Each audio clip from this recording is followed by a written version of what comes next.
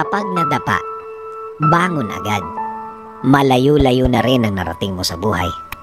Marami ka ng pinagdaanan. Marami na ang eksena na nagbigay ng lesson sa'yo. Marami ka ng natutunan na hinayaan ng Diyos na mangyari. Dahil nga sa aral na kailangan mo.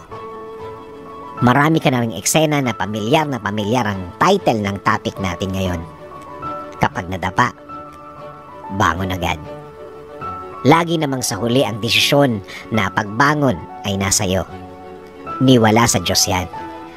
Well, gusto naman palagi ng Diyos ay makamove on tayo ng mabilis. At bilin din niya na ibigay sa Kanya ang lahat ng sakit na nararamdaman natin sa buhay. Ulitin ko, kahit ang Diyos gusto niya tayong mag-move on. Pero kung ikaw ayaw mo, wala naman siyang magagawa. Pero kung susundin mo siya at sa bawat pagsunod sa Kanya ay may katapat na biyaya, siguradong may magandang mangyayari kung susundan mo ang gusto niyang mangyari.